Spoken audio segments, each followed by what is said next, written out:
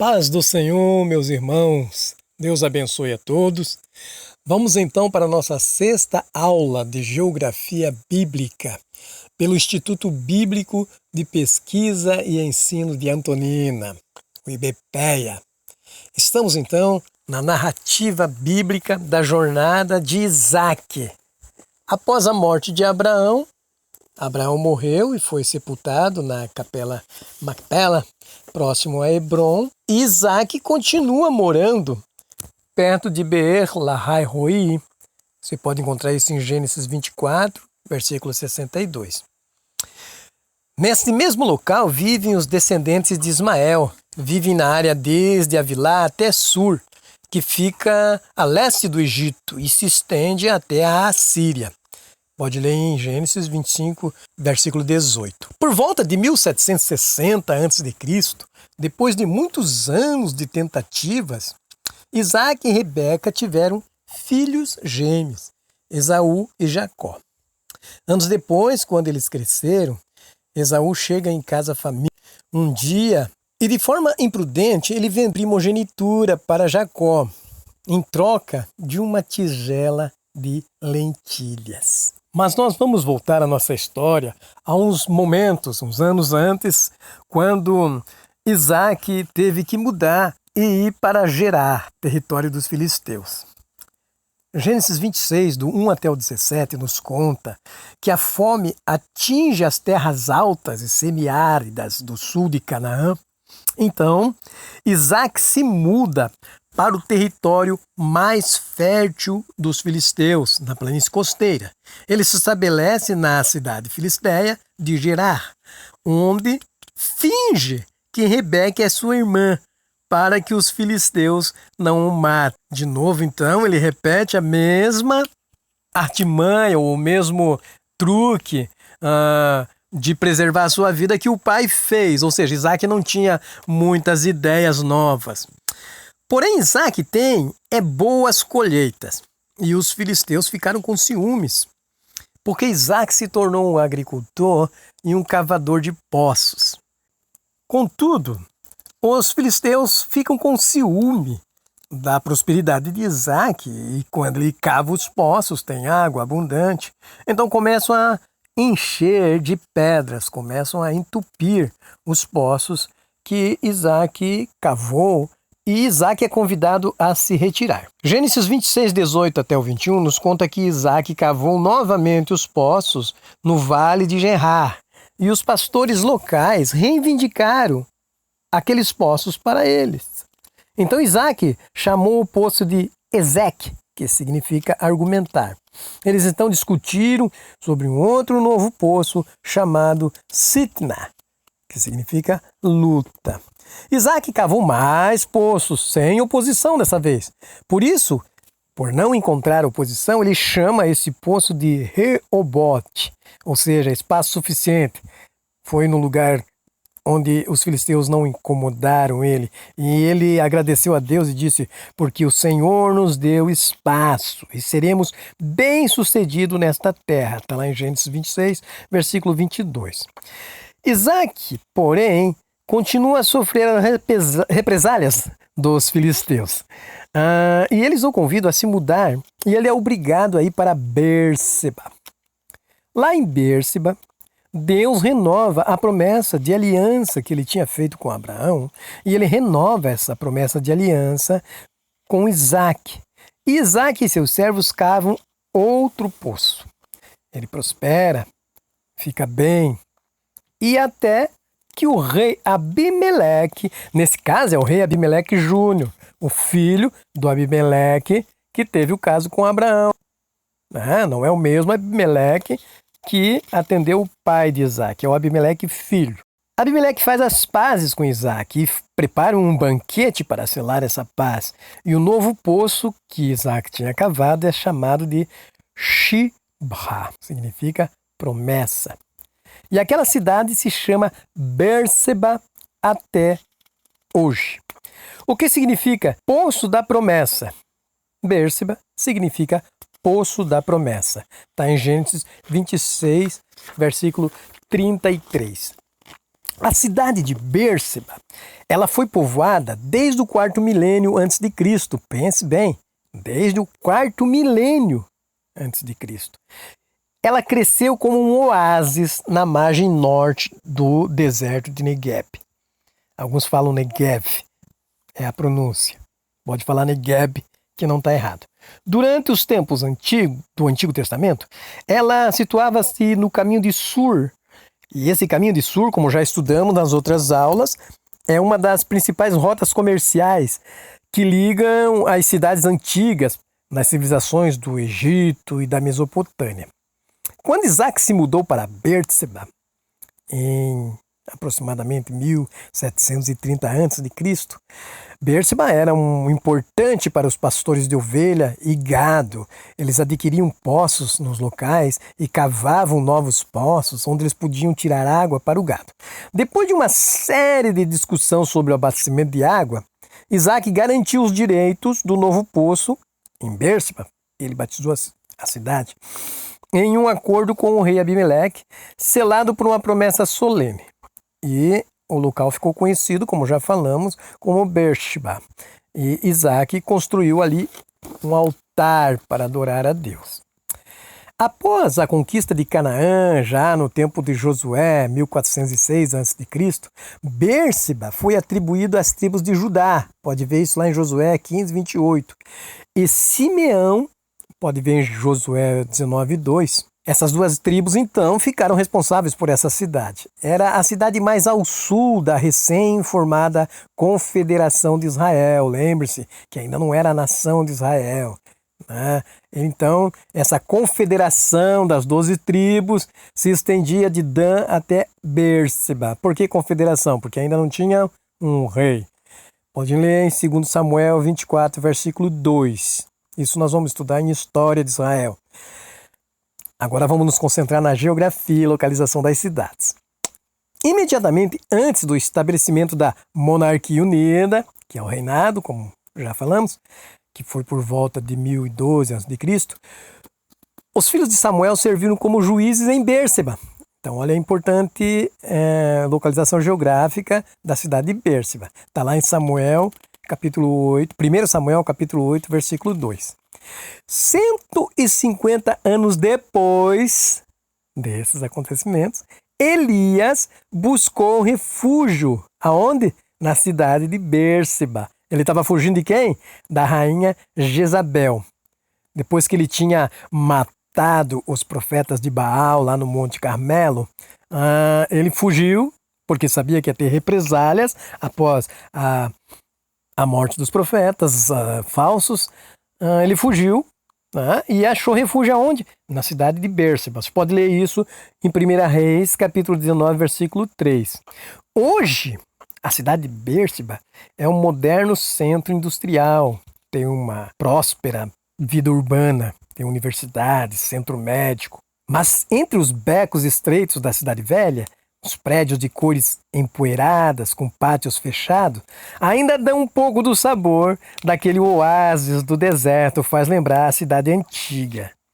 O local da antiga Bêrseba é encontrado em Tel Beer-Sheva, a leste da cidade moderna. Os vestígios que datam do século VIII a.C., século VIII a.C., é por volta da época de Elias. Incluem um portão duplo através da muralha da cidade, várias casas escavadas e também tem ali um poço de 80 metros de profundidade. Ao lado do sazonal, na Halber-Sheva, um vade, ou seja, um vale seco do rio que flui somente quando tem chuva e chuvas de inverno. Acredita-se que 2 poços que foram usados pelos árabes beduínos durante os séculos, sejam 2 poços que originalmente foram cavados pelo próprio Isaac ou pelo próprio Abraão. Perto dali, acredita-se que uma velha tamareira, um pé de tâmaras, seja descendente de uma tamareira plantada pelo próprio Abraão. Ou seja, na cidade de Bêrseba existem muita história. Histórias milenares, e está lá até os dias de hoje para a gente conferir. Isto a gente vê somente em geografia bíblica. Isaac, então, continua morando em Bérseba, mas desde que ele voltou de Gerar, ele não teve uma vida familiar muito tranquila, porque Rebeca já não tinha mais muito diálogo com ele. E à medida que os gêmeos foram crescendo, essa distância foi ficando cada vez maior e cada um deles escolheu o seu favorito. Rebeca então escolhe Jacó para ser o seu confidente, seu filho próximo, e Isaac escolhe Esaú como seu filho confidente e próximo. A narrativa bíblica vai contar que Esaú se tornou exímio caçador e era um rapaz muito ativo, muito dinâmico, enquanto Jacó já era mais retraído e vivia mais dentro da tenda com a mãe. Por isso a narrativa bíblica que nos interessa, que é a geografia, dá um pulo bem grande no capítulo 27 de Gênesis, a partir do versículo 1 até o 40, e nós já encontramos Jacó e Esaú aproximadamente com a idade de 50 anos, com 50 anos exatamente, tanto Esaú quanto Jacó, pois são gêmeos. E com 50 anos, Jacó se disfarça para parecer com seu irmão mais velho, Esaú, mais velho alguns minutos. Por quê? Porque Esaú era peludo e Isaac não era. A história todos vocês conhecem. E com isso ele engana o velho pai, Isaac. Por quê? Para conseguir com isso a bênção da primogenitura que ele já havia conquistado do irmão, trocando pela prato de lentilha. Esaú fica furioso e ameaça matar Jacó quando ele descobre o engodo, o engano. Rebeca, então, aconselha Jacó a fugir para a casa do seu tio Labão. E aí é que nos interessa a narrativa em termos de geografia bíblica, porque ela Rebeca orienta que Jacó fugisse para lá, de onde ela veio, da casa do seu tio Labão, daquela região de Harã, na Mesopotâmia. Isso está em Gênesis, no capítulo 24, versículo 10 e versículo 29. Continuando a nossa narrativa, Gênesis 28, do 1 ao 9, Isaac diz daí para Jacó, já o velho Isaac, não a mãe, dizendo que ele deve mesmo ir para Padã-Arã, ou Arã, na planície de Arã, no noroeste da Mesopotâmia, procurar uma esposa entre os parentes que vivem lá. Jacó deixa Bérseba e foge para Arã. Ele viaja para o norte, mas no caminho ele passa a noite em Betel. E ali é que ele tem aquele sonho incrível, com os anjos subindo e descendo a escada. Esse local ele chamou de Betel. E para a nossa narrativa de geografia bíblica, temos que falar sobre Betel. Quando ele fugiu para salvar a sua vida e passou a noite em Betel, que é luz, enquanto ele dormia, ele teve esse sonho com essa escada que levava ao céu e tinha anjos subindo e descendo. E no sonho, o Senhor Deus renovou a promessa de aliança com ele, de dar a terra de Canaã para Jacó e os seus descendentes. Deus também prometeu que todas as famílias da terra seriam abençoadas por meio da descendência de Jacó. Está lá em Gênesis 28 e 14. Jacó ficou maravilhado e declarou: este lugar certamente é a casa de Deus. Ele ergueu um pilar de pedra, e como se fosse um altar, e rebatizou o nome do lugar, chamando de Betel, que significa casa de Deus. Era antes Luz, agora chama-se Betel. O local de Betel está agora ocupado pela aldeia palestina de Beitim. Fica na Cisjordânia, nos arredores de Al-Birr, 5 quilômetros a noroeste de Ramallah. Beitim é uma cidade próspera durante a época dos romanos e ainda contém os restos de um mosteiro bizantino construído para comemorar o sonho de Jacó. Uma antiga torre agora está marcando o local onde se acredita que Jacó teve a sua visão da escada que levava para o céu, e também onde antes Abraão construiu um altar quando da sua jornada ao sul de Siquém, em direção ao deserto de Negueb. Pode recordar isso lendo Gênesis 12, versículo 8 até o 9. Nesse local, Betel, Jacó então prometeu seguir a Deus e dar dízimo, ou seja, 1/10 de toda a sua riqueza. Está no capítulo 28, do versículo 20 até o 22. A partir do capítulo 29, já no primeiro versículo e até o versículo 30, vai contar do encontro de Jacó com a sua prima, Raquel. Isso aconteceu no poço perto de Harã. Imediatamente ele se apaixonou por Raquel. E isso é um trabalhão para ele, porque por causa de Raquel ele teve que trabalhar 7 anos para o seu tio Labão, em troca de casar com essa moça Raquel.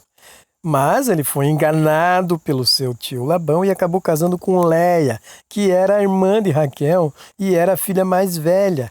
E na tradição da casa de Labão, a mais velha tinha que se casar primeiro. Como Léia tinha um problema de olho e não era a paixão de Jacó, eles então enganaram ele. E ele acabou casando com Léia, ou Lia, algumas versões. Mas não teve problema não, porque ele trabalhou mais 7 anos para casar com Raquel. É claro que ele não teve que esperar esses 7 anos. Depois que passou a primeira semana da lua de mel dele com a Lia, Labão já entregou Raquel, mas a obrigação dele trabalhar 7 anos persistiu. Em Gênesis 29, do 31 em diante, e depois se estendendo do capítulo 30 até o versículo 24, Jacó, que mais tarde foi chamado de Israel, teve 12 filhos com suas esposas, Léia e Raquel. Mas esses 12 filhos foram frutos também dos casamentos que ele teve, não casamento oficial, mas sim do relacionamento que ele teve com as servas das suas esposas, né? No caso, a serva de Léia e a serva de Raquel. A serva de Lia se chamava Zilpa e a serva de Raquel se chamava Bila. Então, do relacionamento da mulher legítima, a primeira mulher, Lia, ele teve Rúben, Simeão, Levi, Judá, Isacar e Zebulon. Os filhos da serva de Lia, a Zilpa, foram Gade e Asser. Com Raquel, ele teve 2 filhos, o filho preferido José e o filho caçulinha Benjamim. Já com a serva de Raquel, que se chamava Bila, ele teve Dan e Naphtali. Praticamente uma população. Então, se somando os 12 filhos de Jacó. Então ele teve 12, Israel, foi chamado, depois ele se chamou-se Israel. E esses filhos das mulheres e das servas se tornaram os pais das 12 tribos de Israel. Jacó passou a se chamar Israel depois do confronto que ele teve com o anjo, nós vamos ver isso para frente. Mas já deixamos bem claro, né, que Jacó se tornou Israel e os filhos, os 12 filhos, vão compor as 12 tribos de Israel.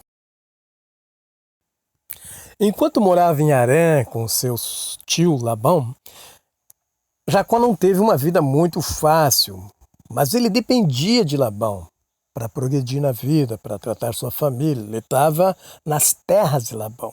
E ele concorda com Labão que vai aceitar as ovelhas e cabras que nascerem salpicadas, que nascerem coloridas, que não forem com cor determinadas. E essas ovelhas que nascerem salpicadas, que nascerem manchadas, vai ser o salário dele pelos próximos 6 anos. Jacó, então, por reprodução seletiva, ele garante que a maioria dos novos cordeirinhos nasçam salpicados. E assim ele começa a construir os seus próprios rebanhos. É onde ele está morando, é dali que tem que sair a sua riqueza. Os filhos de Labão porém, ficam furiosos com o seu primo Jacó, porque ele está progredindo, porque ele está crescendo e tem bastante gente e está aumentando os rebanhos. E isso faz com que o clima, a situação fique insuportável. E Jacó decide então, Gênesis 31, a partir do primeiro versículo até o 21, Jacó decide fugir secretamente dali de Harã e ele coloca suas esposas, seus filhos em cima de camelos e cruza o rio Eufrates. E então segue para a região montanhosa, para as montanhas de Gileade. Labão descobre que suas filhas partiram e levaram os ídolos da família. Ele olha para o local onde era para estar os ídolos e sumiram. Então ele persegue Jacó e alcança nas colinas de Gileade. E tem um fator interessante nesse furto dos ídolos, porque os ídolos da família serviam como se fosse a garantia das posses da terra, das riquezas do proprietário das terras. Era uma garantia, era uma escritura de que eles pertenciam àquela família, que eles pertenciam, quem estava com os ídolos tinha o direito às terras e às propriedades. É por isso que Labão saiu na captura. Mas, Gênesis 31, do 31 até o 44, Labão não consegue encontrar os deuses da sua casa. A esposa favorita de Jacó, Raquel, tinha roubado esses ídolos, os tesouros da família, e escondeu muito bem. E Labão concorda em acertar as contas com Jacó. Labão e Jacó fazem uma aliança e eles empilham pedras como um lembrete desse acordo de paz. E Labão chama esse lugar de Jegar Sahadutá. Em aramaico, significa uma pilha de pedras. Isso para lembrar. Labão, então, chamou o lugar de Jegar Sahadutá em aramaico. E Jacó chamou de Galed. Em hebraico, significa a mesma coisa, uma pilha de pedras. Mas esse lugar também é chamado de Mitzpah, hebraico, que significa uma torre de vigia. Como Labão disse, que o Senhor cuide de nós. Está em Gênesis 31, versículo 49. Labão volta para casa em Harã, enquanto Jacó, com suas esposas e os 12 filhos, partem para Canaã. Isso por volta do ano de 1695 a.C. No capítulo 32, Jacó parte para Mitzpah, na região das montanhas de Gileade, e encontra no caminho os anjos enviados por Deus, e Jacó exclama: "Este é acampamento de Deus. Este é o acampamento de Deus." E chama o lugar de Manaim. Manaim era uma das principais cidades da Transjordânia, o território israelita na margem leste do rio Jordão. Manaim localizava-se em Gileade, na margem norte do rio Jaboque. Esse rio agora é chamado de rio Zarca. Ele é um dos poucos afluentes do rio Jordão e corre o ano todo. Manaim é mencionada pela primeira vez na Bíblia quando Jacó estava voltando de Harã para Canaã. Ele acampou ali e teve uma visão com os anjos. O local era provavelmente um altar de adoração dos cananeus. Porém, Jacó mudou esse nome para Manaim, ou seja, os dois acampamentos, referindo-se ao próprio acampamento dele e ao acampamento dos anjos com o que ele havia sonhado. Por isso, Manaim, dois acampamentos. Quando os israelitas se mudaram para o norte, para Gileade, por volta de 1407, Manaim foi uma das cidades conquistadas quando Josué derrotou o rei de Sião. Um rei amorreu de Moabe e o rei Og de Bazã. Está lá em Números 21, do versículo 21 até o 35. Depois a conquista foi concluída. Manaim tornou-se um assentamento para os levitas. Manaim transformou-se então numa cidade dos levitas. E também uma cidade de refúgio, onde aquelas pessoas que matavam uma outra pessoa acidentalmente poderiam se esconder ali, se refugiar ali. Por isso, cidade de refúgio. Está em Josué capítulo 21, versículo 38. Com a morte do rei Saul, por volta do ano 1011 a.C., Isbosete, filho de Saul, foi levado para Manaim por Abner, o comandante do exército de Saul. E lá, em Manaim, ele foi proclamado rei de Israel. Isbosete governou Manaim e Israel, ou seja, governou Israel da cidade de Manaim, por 2 anos inteiros, até ele ser assassinado por 2 dos seus próprios homens. Tem até o nome deles aqui, Recabe e Baná. Depois disso, Davi tornou-se rei de Israel e de Judá, em 1004 a.C. Segundo Samuel 8, do 8 até o 11, depois o 4, do 5 até o 8 e o 5, versículo 4. Quando Davi escapou de Jerusalém, isso já no ano de 995 a.C., durante a revolta de Absalão, que era filho dele, e tomou o reino, Davi fugiu. E Davi fugiu de Jerusalém para onde? Para Manaim, onde foi auxiliado pela população local e pelos reis vizinhos. Ele conseguiu um apoio adicional antes de derrotar Absalão na batalha de Efraim, que aconteceu em 984. Isso tudo está lá em 2 Samuel 15, do 13 até o 14, também no 17, do 24. Quando Absalão morreu e foram contar para Davi, ele se retirou para o quarto que estava acima do portão da cidade, e essa cidade, Manaim. E lá ele lamentou o seu filho. Está lá em 2 Samuel 18, do 24 até o 33. A cidade de Manaim permaneceu um importante centro regional durante a Monarquia Unida. E até aquela dança erótica, a dança de Manaim, é mencionada na poesia de Salomão. Está lá em Cântico dos Cânticos, o Cantares de Salomão, capítulo 6, versículo 13. Podem procurar lá os que tiverem curiosidade sobre a dança erótica, a dança de Manaim. Manaim prosperou porque estava situada na junção da principal rota norte-sul, a Estrada dos Reis. Nós já estudamos sobre isso, a Rota dos Reis. E era a rota comercial subindo o vale de Jaboque, de Sucote, no Rio Jordão. O local exato de Manaim é incerto.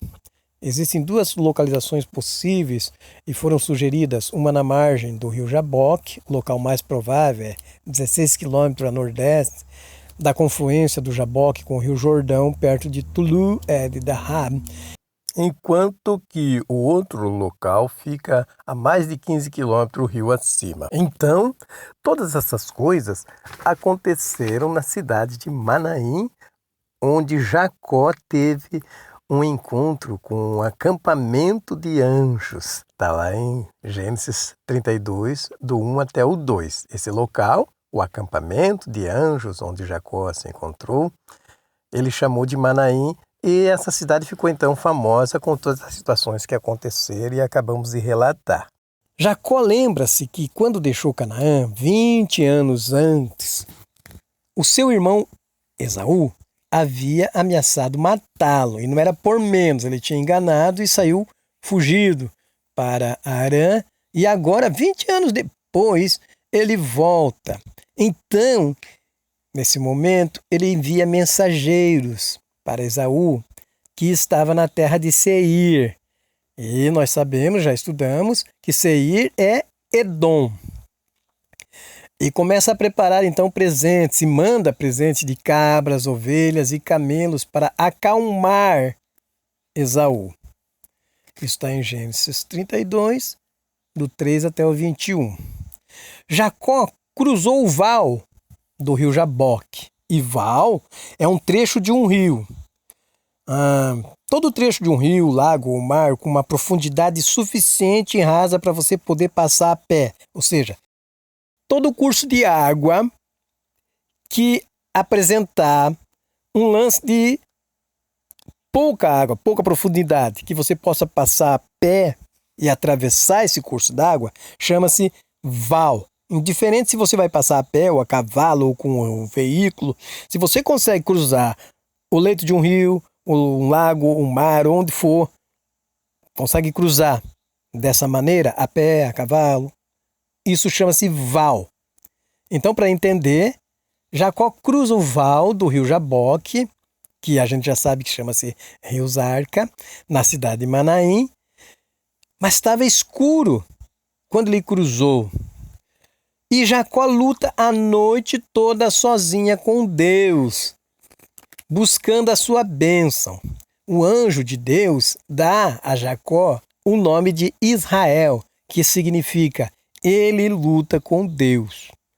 E a partir daquele momento já não existe mais Jacó, agora existe só Israel. E agora, Jacó, que doravante se chama Israel, por ter lutado com Deus, chamou aquele lugar desse encontro santo, desse encontro maravilhoso, de Peniel, que significa a face de Deus. Para aqueles estudantes do hebraico, sabe que Panim é face e El é Deus. Então, a face de Deus. Pois bem, a partir do capítulo 33, Jacó encontra-se então com Esaú, próximo ao rio Jaboque, no local que ele chamou de Peniel. Jacó estava assustado porque, quando ele era mais jovem, há 20 anos atrás, ele tinha enganado Esaú com o direito de primogenitura. Está lá no capítulo 27, nós já falamos sobre isso. Mas Esaú, há muito tempo, já tinha perdoado Jacó e estava muito feliz em vê-lo. E persuadiu ele a permanecer nas terras ali. E o capítulo 33 vai explicar que Esaú retorna para Seir, Edom. Até aquele momento era Seir, depois passou a se chamar Edom. Mas Jacó segue a trilha rio abaixo e ergue abrigos para o seu gado na cidade chamada Sucote. Por isso, essa cidade chamou-se assim, que cabana, Sucote, né? Abrigos. No fundo do vale do Rio Jordão, onde ele se estabeleceu, naquele vale que naquele momento era um vale maravilhoso, muito fértil, e provavelmente hoje é a cidade de Tel Dair, Alá. Em Gênesis 33 ainda nos diz que Jacó chegou em Siquém, e provavelmente por volta de 1695 a.C., onde ele comprou uma terra para fazer o túmulo. Essa situação de comprar uma terra significa sempre que a pessoa está interessada em permanecer naquela região. Então Jacó agora vai se estabelecer ali definitivamente, porque ele resolve comprar esse túmulo, né? Essa terra. Então significa dizer que agora ele toma posse desse lugar. E ele compra então esse pedaço de terra dos filhos de Hamor e estabelece um altar. E ele põe o nome do altar de El Eloh Israel, que significa o Deus de Israel. Deus, o Deus de Israel. Ou Deus, o Deus de Jacó. Então lembrado que agora, toda vez que falar Israel, está se referindo ao antigo Jacó. Os filhos de Jacó, de todos eles, entre todos os 12 filhos de Jacó, José era o preferido, pois era o primogênito de Raquel.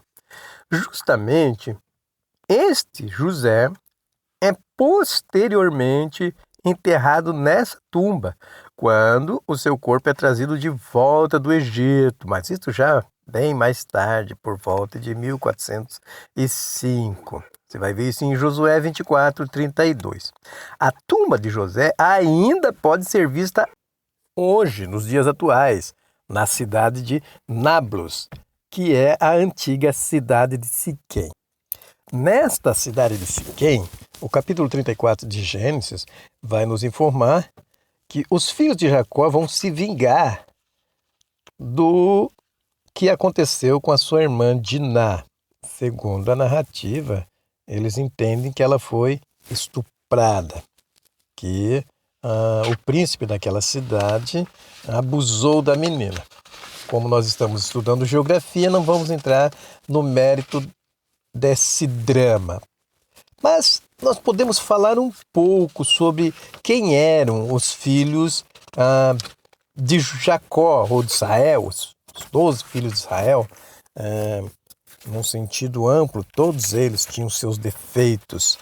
E nesse momento, nesse ponto da narrativa, nós podemos analisar que tipo de homens eram esses 12 filhos de Jacó. E nós vamos ver que eles se tornaram os antepassados das 12 tribos de Israel. Todos eles tinham seus defeitos. Eram homens ambientados naquele local geográfico, naquele deserto, naquele contexto bruto. E nós estamos falando de pessoas que viveram há 4.000 anos atrás, quase. Estamos, então, acostumados a pensar que os irmãos de José e os filhos de Jacó, eles eram um bando de malandros que se entregavam à versão, como narra o Antigo Testamento, de um comportamento semítico. Mas, na verdade, na realidade, eles eram o que poderia ser considerado uma gangue de bandidos, porque eles praticavam roubo, sequestro, lesões corporais graves e tentativa de homicídio. Isso a gente vai ver na narrativa que as coisas vão se acumulando durante essa fase de juventude deles. Em Siquém, eles fizeram uma chacina, matando todos os moradores homens de Siquém que estavam adoentados, estavam sofrendo dores, e para isso eles tomaram vinho, eles se embebedaram para poder suportar a dor de ser circuncidado para fazer parte da família de Jacó. Eles aceitaram fazer parte da família de Jacó para poder consumar o casamento entre a Diná e o filho do príncipe de Siquém, e para isso eles concordaram em um pacto de todos eles ser circuncidados, e nós já sabemos o que é circuncisão. Corta-se parte da pele do membro do homem com um facão, uma faca de pedra, uma faca ritual, e isso é uma esfolação, isso é uma coisa abrasiva. O homem sente muita dor, principalmente se é um homem adulto, ele sente muita dor, e como não havia anestesia na época, o negócio era beber para poder passar e aguentar a dor. Enquanto nessa situação, os filhos de Jacó mataram todo mundo, não deixaram ninguém vivo. E isso eles computaram como se fosse uma vingança contra o que tinha acontecido com Diná. Eles não aceitaram o que tinha acontecido com Diná e fizeram essa chacina que ninguém entendeu direito o porquê que fizeram isso. E foram muito bem detestados naquela terra, naquele lugar onde eles estavam. Eles não podiam mais ficar depois de aprontar tamanha barbaridade. E a história, então, foi de mal a pior, porque na sequência menos conhecida pelo povo, o irmão mais velho de José, Judá, desgraçou-se ainda mais quando ele teve relações sexuais com a sua própria nora, Tamar, que ficou viúva do filho dele. E não foi assim simplesmente porque ele conquistou Tamar pela convivência, alguma coisa dessa natureza, como nós estamos acostumados a perceber em famílias desorganizadas. Mas não, o fato foi pior, porque ele pensou que Tamar, disfarçada, evidentemente, era uma prostituta ritual, uma prostituta daquelas que frequentam templos pagãos para fazer sexo com os fiéis daquele deus, né? Então, ele frequentando esse local, à procura de uma prostituta, ele confundiu Tamar com uma delas, esteve com ela e teve um filho. Então, esse filho de Jacó, Judá, foi de mal a pior, agravando, né, essa situação que eles já se encontravam, situações de desgraça. E o pior não é isso, quando ele descobriu que a Tamar estava grávida, ele ameaçou queimar viva. Olha o pensamento perverso dessas pessoas naquele ambiente, nessa época. Mas ela se salvou revelando que Judá era o pai daquela criança e aquilo tudo ficou em família. Retornando à narrativa, então, em Gênesis 34, Os filhos de Jacó se vingaram em Siquém do que tinha acontecido com sua irmã.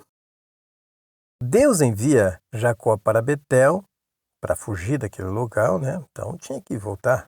Foram para Betel. Mas antes de deixar Siquém, Jacó enterra todos os deuses estrangeiros que Raquel tinha roubado lá de Labão, estão lembrados? E então ela tinha trazido isso desde Harã. E já fazia tempo que estava com eles. Perceberam que todas essas desgraças aconteceram porque eles estavam guardando esses deuses da família de Labão. E Jacó, então, no capítulo 35, está escrito isso, de Gênesis. Então, Jacó resolve, ao invés de quebrar aqueles ídolos, destruir, fazer virar poeira e jogar no vento, não. O que é que ele faz? Ele vai e enterra esses ídolos debaixo de um carvalho sagrado na cidade de Siquém. Mas isso é uma outra história. Nós estamos interessados na geografia. Jacó chega então a Betel, que era a antiga cidade de Luz, que ele renomeou como Betel, e construiu um altar a Deus, chamado-se El Betel, Deus de Betel. Neste local, após a volta dele para Betel, aquela ama que cuidava de Rebeca desde a sua infância, no caso, cuidava da mãe de Jacó. Então pense que era uma senhorinha bem velhinha, uma idosa. Chamava-se Débora. Ela morreu e foi enterrada ali, embaixo também de um carvalho sagrado na cidade de Betel. Até hoje, esse local é chamado Choro.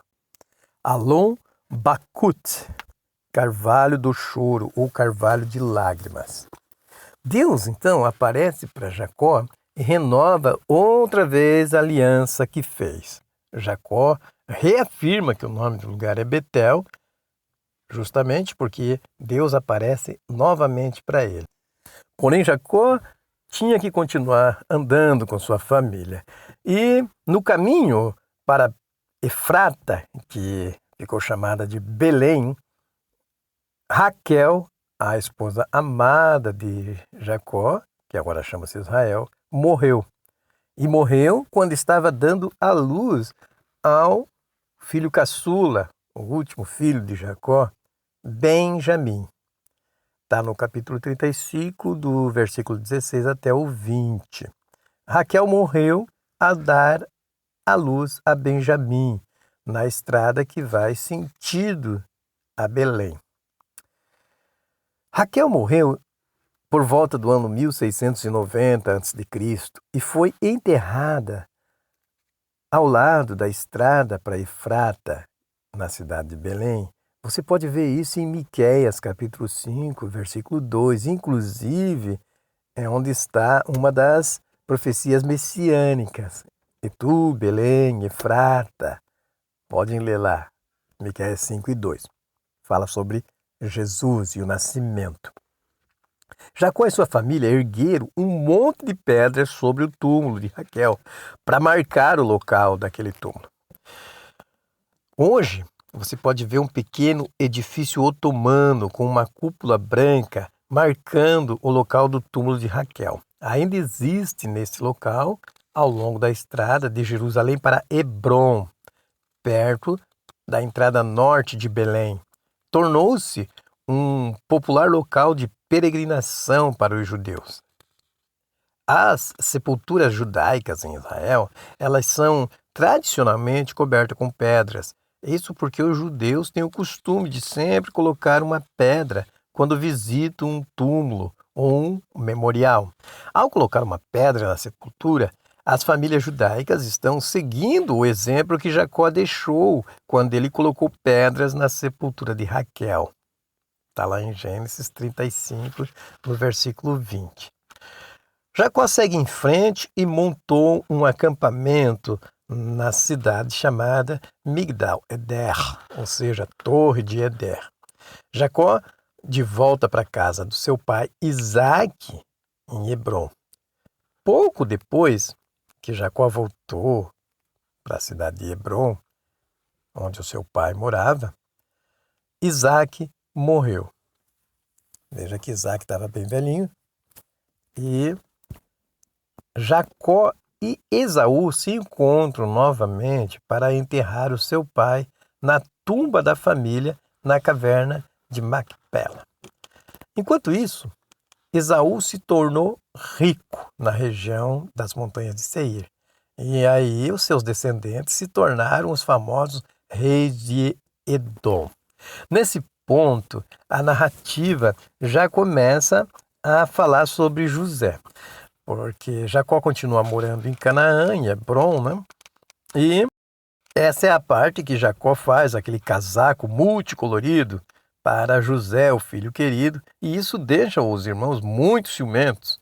Eles ficam com muito ciúme daquilo, porque eles percebem que o pai escolheu para ser o seu filho querido, José. José então começa a ter, para agravar a situação, né, começa a ter sonhos. E ele sonha que uns feixes de trigo, representando a família dele, se curvam diante dele, que é um dos feixes de trigo.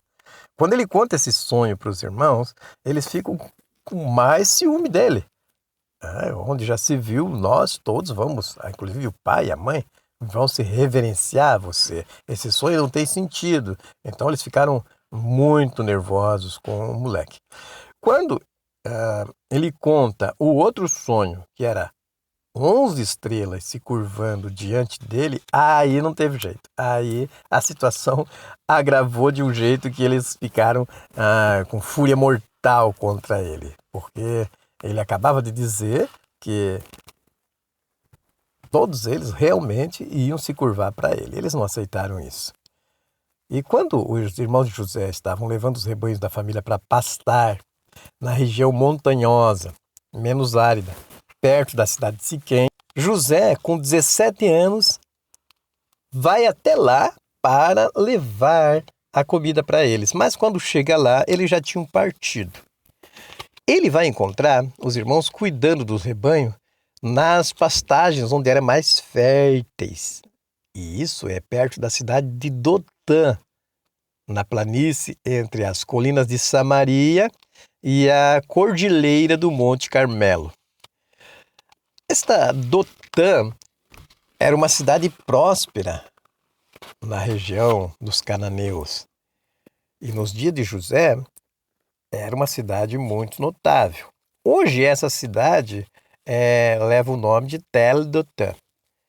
E é um impressionante monte de assentamento na planície oeste da cidade da Palestina chamada Jenin. Assim que eles avistaram o seu irmão de 17 anos, que havia sido enviado para visitar eles, para levar comida para eles, que eles estavam pastoreando suas ovelhas no deserto, nos campos de pasto. Então Jacó, já idoso, mandou José, o seu filho adorado, para levar o mantimento, a água, o que fosse, para esses outros irmãos. Mas o que eles fizeram? Eles planejaram matá-los.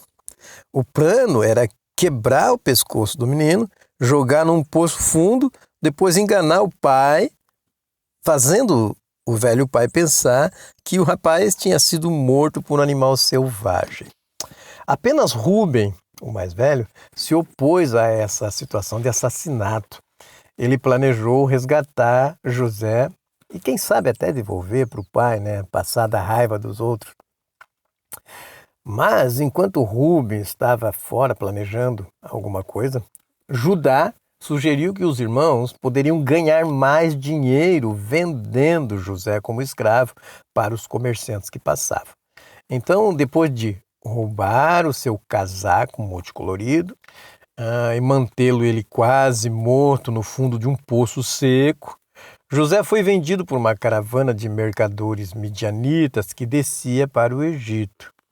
Os irmãos, então, quase destruíram o próprio pai, contando uma mentira descarada sobre a morte do filho favorito.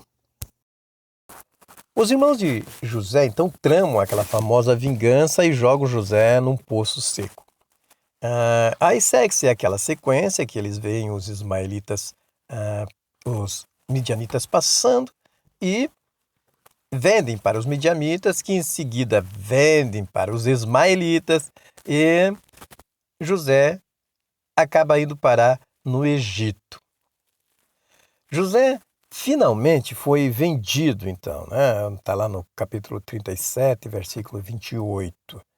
E eles essas caravanas, elas passavam nessa estrada comercial que vai para o Egito, que nós já falamos sobre ela, que chama-se Caminho do Mar. Nós já estudamos sobre essas rotas comerciais que esses comerciantes faziam. Os irmãos de José, então, para justificar o desaparecimento do rapaz, mergulham a túnica de José no sangue de um animal e enganam Jacó, fazendo ele acreditar que José foi morto por um animal selvagem. Gênesis 37, do versículo 29 até o 35. O versículo 36 diz que, ao chegar no Egito, isso por volta de 1683 a.C., José é vendido pelos mercadores para Potifar, que era um capitão da guarda do palácio de Faraó. Então, meus amados irmãos, ficamos por aqui nessa aula. E a próxima aula vamos nos concentrar, com uma narrativa bíblica, já na história de José no Egito. Ele vai ter, então, muitas aventuras, vai se tornar o grande vizir no Egito, mas isso é assunto para a próxima aula. Estudem a apostila. Se gostaram dessa aula, deixa o seu like, se inscreva no canal e compartilha. E que Deus abençoe a todos, aqueles que amam a palavra e amam estudar a fundo as situações narrativas da Bíblia para ter uma boa ideia do seu contexto. Deus abençoe a todos, em nome de Jesus. Até a próxima aula.